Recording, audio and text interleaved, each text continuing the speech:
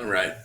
If you're still a little bit confused on this one, this is our hypotenuse of the small triangle. So x over, so hypotenuse over short leg, which is 3. We're going to set that, since it's all similar, we're going to set that up as a proportion to the short leg of the large triangle with the hypotenuse of the large triangle. So cross multiply and do the square root, all that good stuff. All right, number 20. Let's see what it says. Oh, come on, computer. Number 20. Write the coordinates of an image P of -2 with -2, 5 reflected in the line y is equal to -x. Remember, it has to be equal distances from that line, and y equals -x is just a straight line with a -1. Straight line with a -1 slope. It definitely goes through the origin. So if we're going -2, 1, 2, +5, 1, 2, 3, 4, 5.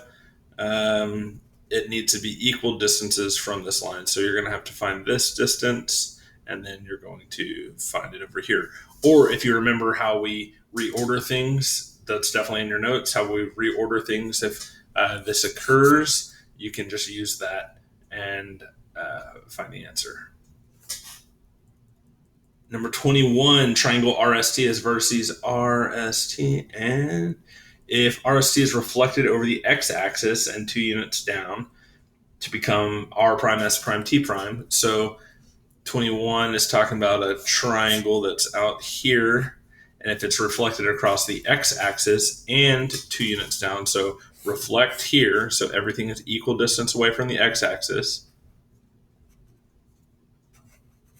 right? And then move it 2 more units down. What are those new points, right? Let's see. And then B says, find the image of the point T under the translation, and then it tells you that we're adding 8 to all of our x values and subtracting 6 from all of our y values. That's the B portion. This is the A portion. Let's see. Moving on. Number 22, name the theorem or postulate that can be used to prove that these triangles are similar. Remember, this is 22. Remember all of our postulates and theorems that talk about similarity. Do we have side, side? Is it side, angle, side? We listed all those things. Is it angle, angle? What are those things? Okay, so go back through your list and figure out what we need, what theorem or postulate tells us that we can call those things equal. That's for part A and B. That's what it's talking about when we're talking angles or theorems. 23, the 3 sides of a triangle. Let me check real quick. 23, 3 sides of a triangle are in the ratio 2:4:5. If the shortest side of the triangle is 4 meters long, find the perimeter. So first you have to do, with number 23, first you have to find the other 2 sides. And this is already telling you that this is the short side. So in our aspect ratio, that is the one that has 2. So we need to figure out these 2 sides right here. Then we add them all together to find the perimeter. 24, we have a triangle, cool looking triangle with this going on here. Then we have 3x, 40, x plus 2, and 16. And we know that this is not a 90-degree angle, but we do know that these 2 angles are congruent. And we have to, we have to find x. So, use short properties that you know, use law of sines, law of cosines, anything that you can to find what those values are. Number 25. Let's see. Number 25 says if triangle ABC is similar to triangle PQR, find the perimeter of PQR. It's all a ratio. So we know that, let's see, we know side AB has to be in the same proportion as side PQ. So we know that sine of C over 8, sine of R over 6, all that good stuff. They must have the same ratio, right? So these are going to have this ratio. Big over small is going to be, 4 over 3. So everything has a 4/3 ratio. If we want to find the smaller one, we have to flip that around to say 3 over 4. So take each of the sides, multiply them by 3/4 to find the smaller sides. Find the coordinates, number 26, find the coordinates of A prime if the figure is rotated 90 degrees clockwise. Remember, clockwise is going this way, 90 degrees. So from here to here, or just rotate 90 degrees. You remember that?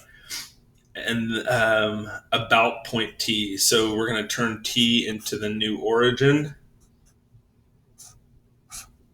We're going to rotate it, and we're going to find our new points. Okay. All right. 27 looks like it's a geometric mean question, or at least it could be a geometric mean question. Or you can use law of sines, law of cosines, anything like that. It is 90-degree triangles, so you can use SOHCAHTOA as well. Determine, number 28, determine the scale factor for the dilation with center C. So we're going from R prime to, from R to R prime, we're growing. So our scale factor needs to be above 1. Okay, it needs to be greater than 1. You can use, find the lengths of RT and R prime T prime and figure out the scale factor using that. Remember, the big number needs to be on top because it's got to be greater than 1. We are growing. Find the direction of vector O if our component form is -6, -4, round to the nearest tenth. So find the direction. Remember, direction is going to be from 0, and it says this is our vector. So -6, 1, 2, 3, 4, 5, 6, -4. That's our vector O. And it wants to know from 0 degrees, past 90, past 180, all the way to here. So it needs to be, once again, it needs to be greater than 180 degrees for number 29.